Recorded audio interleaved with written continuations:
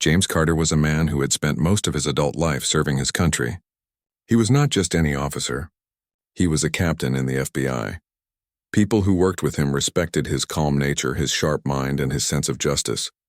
He was known for always keeping his cool, even in dangerous situations where most people would panic.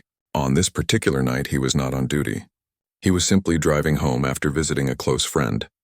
The sky was clear and the streets were quiet with only a few cars passing by. James was thinking about his work, his family, and how he looked forward to spending the weekend resting. He had no idea that within minutes his entire life would take a sudden and painful turn. As he drove through a small suburban town, the glow of the streetlights flickered on the road. He was careful with his speed, keeping his hands steady on the wheel. Suddenly, he saw flashing red and blue lights in his rearview mirror. At first, he thought it might be another car the police wanted to stop. But when the siren grew louder and the lights followed only him, he realized he was the one being pulled over. Calmly, he slowed down and pulled his car to the side of the road. He had done this many times before in his career, but this time he was on the receiving end. James turned off the engine and lowered his window, waiting politely. He knew the routine. He had taught young FBI agents how to handle traffic stops with respect and professionalism. He expected the same courtesy in return. But instead of a calm approach, one of the officers jumped out of the police car and immediately pointed a gun at him. "Step out of the car, now!" the officer shouted aggressively. James was stunned. His training told him not to make any sudden moves. Slowly, he raised both hands in the air to show he was not a threat. "Officer, I am not armed," James said in a steady voice. But the officer's eyes were filled with suspicion rather than reason. The second officer joined in, also holding his weapon.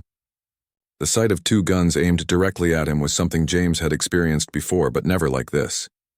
He was not in a raid, not chasing a criminal. He was just driving home. He felt the unfairness rising inside him, but he stayed calm. "I am Captain James Carter with the FBI. My identification is in my wallet," he explained, keeping his voice controlled and respectful. But instead of lowering their weapons, the officers exchanged doubtful glances, almost as if his words had no meaning. "Get out of the car right now. Hands on your head," one of them barked. James followed their command, slowly stepping out with his hands raised high. He tried once more. "I can show you my badge and ID, please let me reach for it." But the officer closest to him stepped forward and pushed him roughly against the car.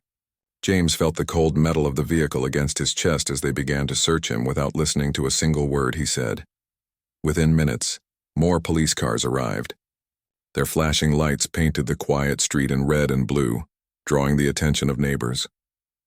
Curtains moved, doors opened, and people began to watch. Some even took out their phones to record what was happening. They saw a man in plain clothes standing calmly, surrounded by armed officers treating him like a dangerous suspect.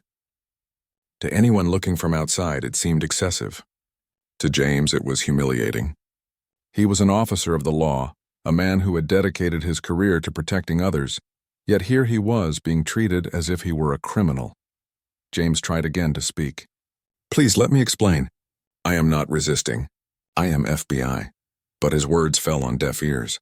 One of the officers shouted, "Stop talking and do what you're told." They handcuffed him tightly, ignoring the discomfort in his wrists. The metal dug into his skin, but James gritted his teeth and remained silent. His training told him that speaking further might only make things worse. The crowd that had gathered whispered among themselves. Some recognized James as the quiet man who occasionally visited the town. Others had no idea who he was, but could see he was not acting violently. "Why are they treating him like that?" a woman asked softly while recording on her phone. Another man shook his head. "Looks wrong to me. He's just standing there, not fighting." But the officers seemed determined to paint a different picture. One officer claimed loudly, "Suspect was resisting and tried to reach for a weapon." James couldn't believe his ears. It was a lie spoken in front of people. He had not resisted, nor had he reached for anything. He had followed every instruction with patience. But James knew that in moments like these, truth could easily be twisted. He felt a heavy weight in his chest. The officers pushed him into the back of their patrol car. The hard seat and the sound of the door slamming shut made the reality of his situation sink in. James, the respected FBI captain, was sitting in handcuffs, treated like a suspect by men who were supposed to be his brothers in law enforcement. He looked out the window and saw the people still watching, some shaking their heads, some filming. He knew this night would not end quietly. Something about the way the officers acted told him that this was not just a mistake. It was rooted in prejudice, in a dangerous mindset that judged him unfairly before they even knew who he was. Inside the car, James took a deep breath. His mind raced through possibilities. Should he call his supervisor? Should he wait for them to check his ID properly? He tried to stay calm, remembering that anger would solve nothing. Yet, deep inside, he could not ignore the fear. Not fear for his life, he had faced that before, but fear that the truth might never be heard. The car started moving and the flashing lights reflected on the houses they passed. James thought of his family, of how worried they would be when they learned what had happened. He thought of the young FBI recruits he trained, who looked up to him as an example of integrity. He wondered what they would feel if they saw their captain in chains. Every second in that back seat felt longer than the last. The weight of injustice pressed down on him, heavier than the steel around his wrists. He knew that tonight was not just about him. It was about something bigger, something broken in the system he had spent his life serving. And as the patrol car carried him away under the flashing lights, James silently promised himself that no matter how hard it became, he would not let this wrong go unanswered. James sat in the back of the patrol car, his wrists locked tightly in cold steel. The drive to the station felt endless, though in reality it was only a few miles. Each time the car bumped over a pothole, the cuffs cut deeper into his skin. He kept his eyes fixed on the dark streets outside, his mind calm but heavy. He had spent years chasing criminals, protecting the innocent, and standing in courtrooms to defend the truth. Yet here he was, treated as if he were the very thing he had fought against his entire career. The officers in the front seat spoke in low voices, but James could hear enough to understand their plan. One muttered, "He was resisting. I'll write it in the report." The other replied, "Yeah, he was reaching for something. Make sure it sounds clear." James closed his eyes, shaking his head slightly. They were already building a story against him, a story he knew was false. He had been calm, he had followed every command, and yet they were determined to twist the night into something else. When they arrived at the station, the door was pulled open roughly. One of the officers pulled him out, almost dragging him inside. The bright lights of the building stung his eyes after the dark ride. The front desk officer looked surprised at the sight of James, but quickly masked it with indifference. "What's he in for?" the desk officer asked. "Resisting arrest." "Possible weapon possession," one of the arresting officers answered firmly. James spoke up at once. "That is a lie. I did not resist. I am Captain James Carter of the FBI. Check my identification." But they ignored him, pushing him toward the holding area. The metallic clang of the cell door closing behind him echoed in his ears. The space was small, cold, and smelled of damp concrete. Inside were two men sitting quietly on a bench. They looked up, surprised to see a man in plain clothes with the calm face of someone who clearly did not belong there. James sat down in the corner, his back straight, his eyes steady. He had faced danger before, but the humiliation of being caged by his own profession was something he had never experienced. The men inside whispered to each other, curious. One of them finally asked, "What are you in for?" James answered simply, "A mistake. They got it wrong." The man laughed softly, shaking his head. "That's what everyone says." James did not argue. There was no point in explaining when even his badge had meant nothing outside on the street. Hours passed. The night dragged on. James could hear footsteps in the hall, the clicking of typewriters and the low hum of conversations from the officers outside. He sat quietly, replaying every moment of the arrest in his mind. He remembered the guns pointed at him, the cold words, the rough hands pushing him against the car. Each memory tightened the knot in his chest. Meanwhile, outside the station, the videos recorded by the bystanders had already started spreading online. People were shocked to see a calm man, hands raised, being treated like a threat. Some who recognized him commented, "That's Captain Carter from the FBI, why are they doing this to him?" The footage was shared and reshared, gaining attention faster than the local police had expected. Back inside, James was called out of his cell for processing. They took his fingerprints, his photograph, and even his personal belongings.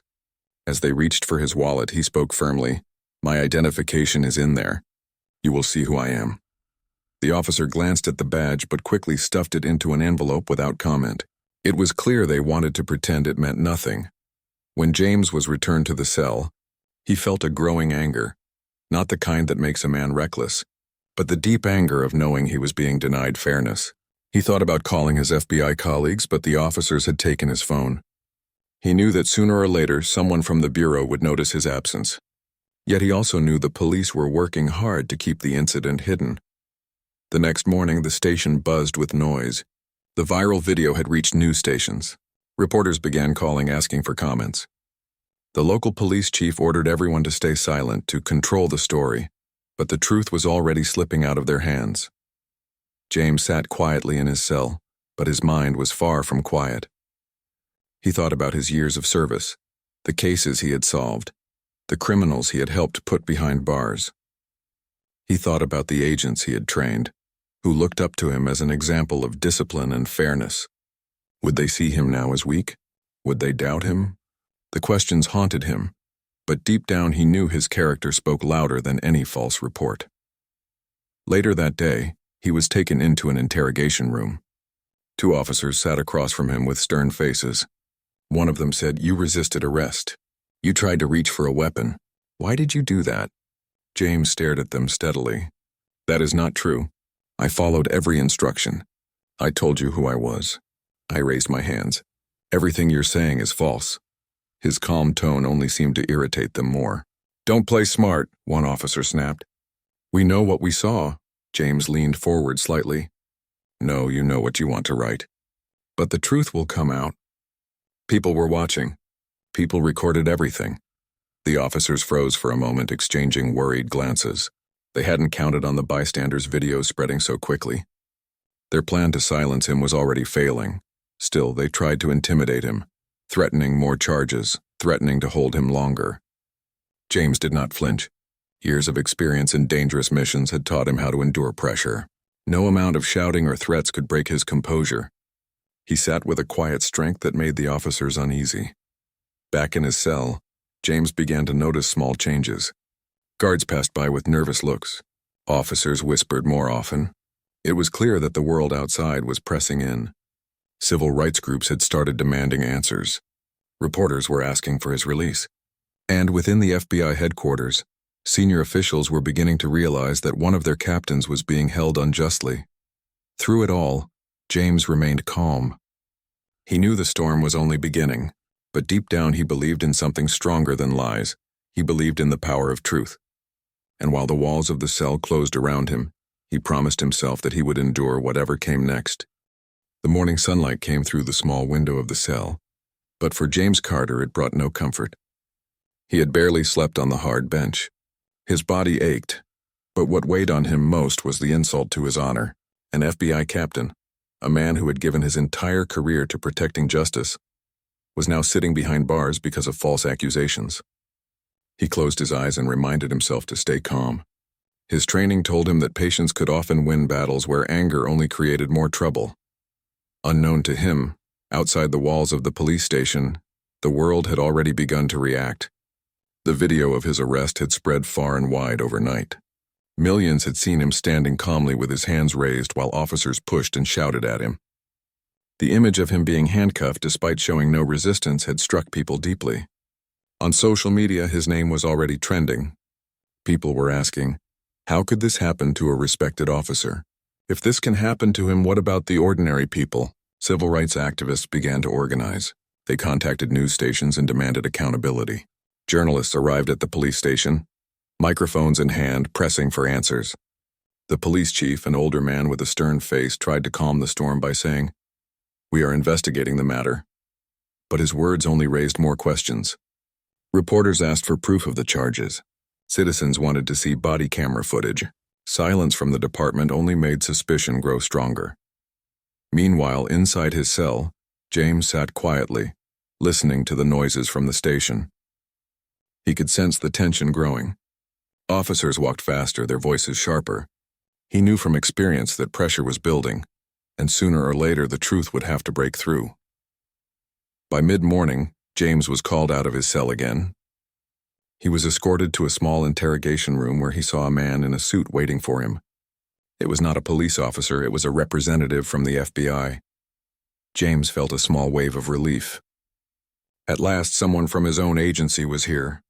The man introduced himself as Special Agent Daniel Reeves, sent by headquarters to confirm the situation. Daniel looked at James with concern. "Captain Carter, I saw the footage. I cannot believe what they've done. We are working on this, but the local authorities are resisting.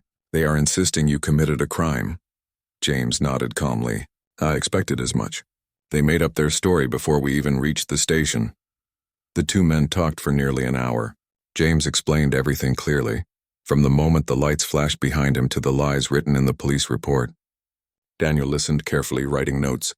He assured James that the Bureau was gathering evidence and would not let this injustice continue. "Still," he warned, "the chief here is trying to protect his men. They are claiming you threatened them. They are refusing to release you until the court intervenes." James took a deep breath. He was no stranger to long fights. "Then we will let the truth speak," he said firmly. His calmness gave Daniel strength. The agent promised to push harder, to contact higher authorities and to make sure this case reached national attention. Later that day, news vans lined the street outside the station. Protesters gathered with signs demanding justice. Some carried pictures of James, others carried banners with words calling for fairness and accountability. The chants of the crowd could be heard even inside the building. The officers at the station grew restless. Some felt guilty as they looked at James through the bars, knowing he was innocent. Others still clung to their pride, unwilling to admit their mistake. The police chief held a press conference, trying to regain control. He spoke about maintaining order and ensuring safety. But when a reporter asked why an FBI captain had been treated with such force, the chief stumbled. He had no clear answer. Cameras captured his hesitation, and the moment spread across the country within minutes. Inside his cell, James could hear the distant noise of the crowd. For the first time since his arrest, he felt hope. He realized he was not alone. Strangers who had never met him were standing outside, demanding his freedom. His family had also arrived, standing among the crowd, holding signs of support. His wife's eyes were filled with determination. She spoke to the media, saying, "My husband is a man of honor. He has served this country with courage. To see him treated this way breaks my heart, but I know the truth will win." The pressure grew stronger with every passing hour. Evidence began to surface that the officers who arrested James had been involved in previous complaints. Records showed patterns of profiling and misconduct. Lawyers began preparing cases against them.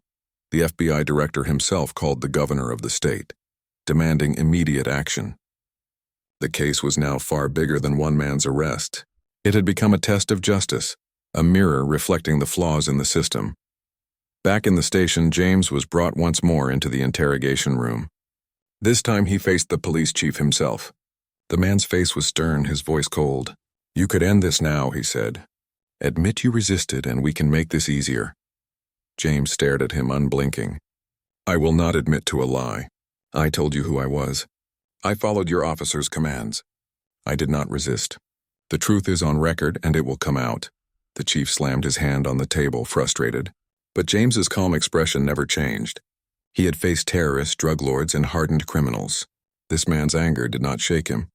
If anything, it gave him more strength. The hours passed slowly. James returned to his cell, but his spirit remained unbroken. He remembered the promise he had made to himself in the patrol car, that he would not let this wrong go unanswered. He thought about the people outside who were standing for him, the strangers who believed in justice. He thought about the young agents who would one day hear this story and learn the importance of staying strong in the face of injustice. By the evening, the pressure had reached its peak. The FBI had officially demanded his release. Lawmakers were speaking on television, calling the arrest an embarrassment. Citizens from across the nation were watching closely. James knew the battle was far from over, but he also knew one thing for certain: the lies against him were beginning to collapse. And as he sat quietly in the fading light of his cell, James Carter prepared himself for the next stage of the fight. He knew the truth would carry him forward, but he also knew the struggle in the courtroom would be just as fierce as the one he had already endured. The day of the court hearing arrived, and with it came a heavy silence across the town. Everyone knew this case had grown larger than anyone had imagined. The courthouse steps were filled with people holding signs, cameras flashing from every direction, and reporters speaking into microphones as they gave live updates. The story of Captain James Carter had reached the entire nation. People wanted to see justice, and they wanted to see it now. James was escorted from his cell to the courthouse early in the morning. Though still in custody, he carried himself with dignity. His shoulders were straight, his eyes steady. He wore the same calm expression that had carried him through the humiliating arrest and the long hours in the cold cell. The officers who escorted him looked uneasy, aware that every camera outside would capture their every move. When James stepped into the courtroom, the room grew tense. Family, friends, activists, and strangers all turned their eyes toward him. His wife sat in the front row, her hands folded tightly, her face pale but strong. His FBI colleagues filled several benches, their dark suits and serious expressions showing clear support. And in the back, reporters filled the room, ready to record every word spoken. The judge entered, an older man with sharp eyes who had built a reputation for fairness. He looked over the crowded courtroom, sensing the importance of the case before him. When the session began, the charges against James were read aloud: resisting arrest, threatening officers, and attempting to reach for a weapon. The words rang false to everyone who had seen the videos, but the officers who made the arrest sat proudly, still trying to defend their actions. James's lawyer, a determined woman named Laura Simmons, stood to speak. She had taken the case personally, outraged by how James had been treated. With a firm voice, she began, "Your Honor, this entire case is built on lies. My client is a decorated FBI captain who has spent his life protecting this country. He was calm, he was respectful, and he identified himself clearly. Yet he was humiliated, handcuffed, and thrown into jail for no reason other than prejudice and false claims." The prosecutor tried to push back, saying, "The officers believed they were in danger. They acted to protect themselves and the public." But Laura quickly presented the first piece of evidence: the video footage recorded by bystanders. The courtroom fell silent as the large screen lit up, showing James standing with his hands raised, calmly identifying himself, while officers pointed guns and shouted at him. The video then showed him being pushed, handcuffed, and dragged away without resistance. Gasps spread through the room. The judge leaned forward, his expression growing serious. The truth was clear in front of everyone's eyes. "This does not appear to match the charges," the judge said slowly. One by one, witnesses were called. A woman who had filmed the arrest testified, "He was calm. He did nothing wrong. I heard him say he was FBI and they ignored him." Another man who lived nearby said, "I've seen that man before. He's always polite. That night he didn't resist. The police treated him like a criminal for no reason." The defense lawyer also presented James's record of service, files that showed his years of dedication, medals earned, and commendations for bravery. The courtroom listened as she described missions where James had risked his life to save others. His character stood in sharp contrast to the false image painted by the arresting officers. When it was time for James to speak, he stood tall, his voice calm but powerful. "Your Honor, I have worn the badge of the FBI for over 20 years. I have trained agents, worked in dangerous missions, and stood for justice every single day. On that night, I was treated not as an officer, not even as a citizen with rights, but as an enemy. I told them who I was. I followed their orders. Yet they chose lies over truth. I am not here just for myself. I am here because if this can happen to me, it can happen to anyone, and we cannot allow lies to destroy justice." The courtroom was silent after his words. Even the reporters, used to hearing dramatic statements, were moved by the steady power in his voice. His wife wiped tears from her eyes, proud of the dignity he carried. The prosecutor tried to fight back, presenting the police report. But Laura tore through it piece by piece. She pointed out contradictions, times and details that didn't match the video, and statements that were clearly false. "They wrote he resisted," she said firmly. "Yet here is the video of him raising his hands. They wrote he reached for a weapon, yet he never moved for anything. They wrote he was dangerous, yet every witness says he was calm. How many lies must we uncover before we admit the truth?" The judge's face grew darker with every word. He turned to the officers sitting at the table. "You are sworn to protect the law, not twist it. How do you explain this?" The officers shifted uncomfortably. Their lawyer tried to speak, but the weight of evidence was crushing. The room could see their story falling apart. After hours of testimony, arguments, and evidence, the judge called for a recess. Outside the courthouse, the crowd had grown larger. People chanted James's name, calling for justice. Reporters rushed to share updates, and the story spread even further across the country. When court resumed, the atmosphere was electric. Everyone knew the case was reaching its turning point. The judge spoke firmly, his voice carrying across the silent room. This court has seen enough to recognize that the charges against Captain James Carter are without merit. The evidence presented shows a grave abuse of power and a failure of duty by the arresting officers. Therefore, the charges are dismissed immediately. A wave of relief and joy swept through the courtroom. James's wife rushed forward, tears streaming down her face as she embraced him. His colleagues from the FBI stood proudly, shaking his hand, congratulating him for his strength. The crowd outside erupted in cheers when the news reached them, but the judge did not stop there. He looked at the officers again and said, "This court will not ignore misconduct. An investigation will be opened into the actions of those responsible. Justice must not only be done for Captain Carter, but for every citizen who deserves fair treatment." The officers' faces turned pale. They had expected to walk away freely, but now they faced the consequences of their lies. The police chief, who had defended them so strongly, sat quietly, his reputation crumbling in front of the nation. As James walked out of the courthouse, free at last, cameras flashed and microphones surrounded him. He spoke only a few words, but they carried weight. "I thank everyone who stood by me.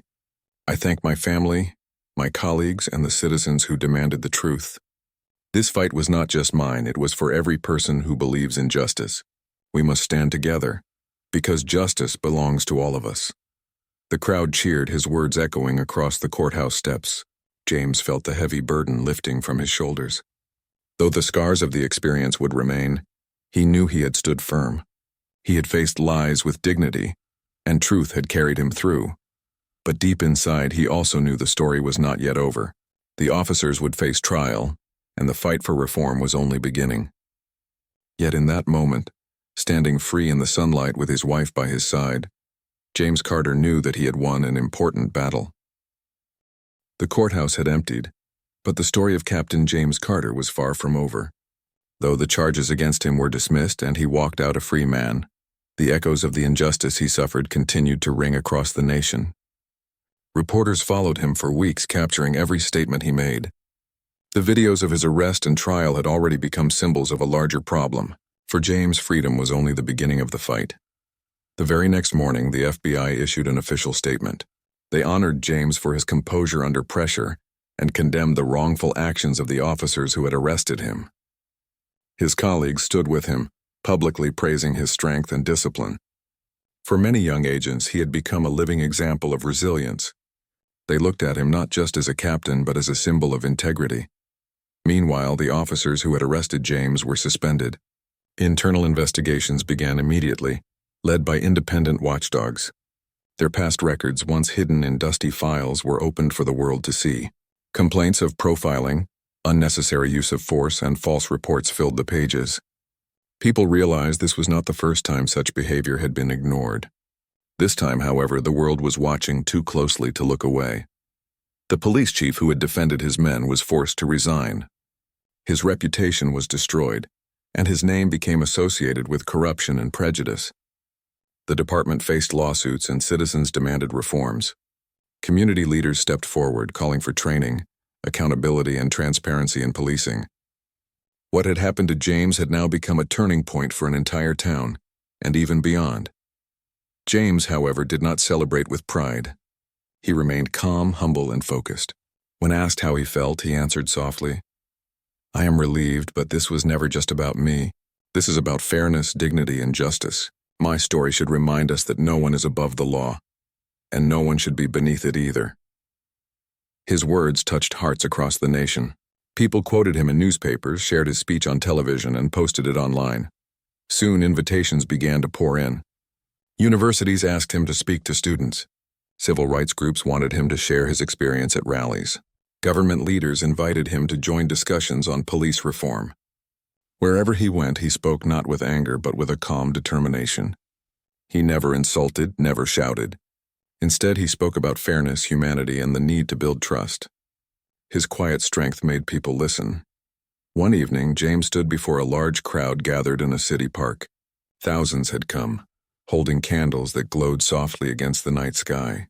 He stepped up to the microphone, his wife by his side. His voice carried through the silence. I was humiliated, but I did not break. I was treated unfairly, but I did not lose my faith in justice. What happened to me must not happen to anyone else. We must hold on to hope. We must demand fairness. We must be the change we want to see. The crowd erupted in cheers, chanting his name, but James quickly raised his hand for silence. This is not about me, he said. This is about all of us. The reforms that followed did not happen overnight, but James's case had started a movement. The town introduced new training programs for its officers. Body cameras became mandatory. Complaints were taken more seriously, and independent reviews were established. Across the state, other departments began to examine their own practices. The ripple effect of one night, one wrongful arrest, spread far and wide. For James personally, life slowly returned to a sense of normalcy. He went back to his FBI office, greeted warmly by his team. They applauded him not for surviving an ordeal, but for showing dignity when it mattered most. Young recruits came to him for guidance, asking how he managed to remain calm in the face of such humiliation. He told them, control is strength. If you let anger lead you, you give power to those who wrong you. But if you stay calm, the truth will carry you further than rage ever could. His family, too, found peace again. His wife, who had stood so bravely outside the courthouse, often told him how proud she was. His children, once scared by the videos of their father in handcuffs, now saw him as a hero who fought without violence. The pain of that night would never fully disappear, but it had been turned into a lesson of resilience and courage. Months later, when the trial of the officers began, James chose to attend quietly. He did not smile at their downfall, nor did he show bitterness. He simply sat in the courtroom, listening, watching, and letting the law take its course. When the guilty verdicts were read, he only nodded once. For him, it was not about revenge. It was about ensuring that justice worked as it was meant to. As time went on, James's name became known not just within law enforcement, but across the nation. Documentaries were made about his case. Books were written. Students studied his story in classrooms as an example of courage and dignity. He had never sought fame, but it had found him. Through it all, he remained the same quiet man, still driving home after work, still enjoying dinners with his family, still greeting people with respect. One afternoon, months after his release, James visited the same street where it all began. He parked his car at the spot where the flashing lights had first appeared behind him. For a moment, he stood there, remembering the fear, the humiliation, and the injustice. Then he looked up at the sky, took a deep breath, and smiled faintly. That place, once filled with pain, was now just a memory, a reminder of a battle fought and won. He knew his journey would continue. There would always be new challenges, new injustices to face. But he also knew he was stronger now, not because he had fought with force, but because he had fought with patience, dignity, and truth. That was the lesson he carried, the lesson he shared, and the lesson that inspired so many. And so, the story of Captain James Carter did not end with a jail cell, nor with a courtroom victory. It continued in the hearts of the people who saw him as proof that even in the darkest of moments, justice can shine through. His life moved forward, but his story remained. A story of strength, of fairness, and of a man who stood tall even when the world tried to break him.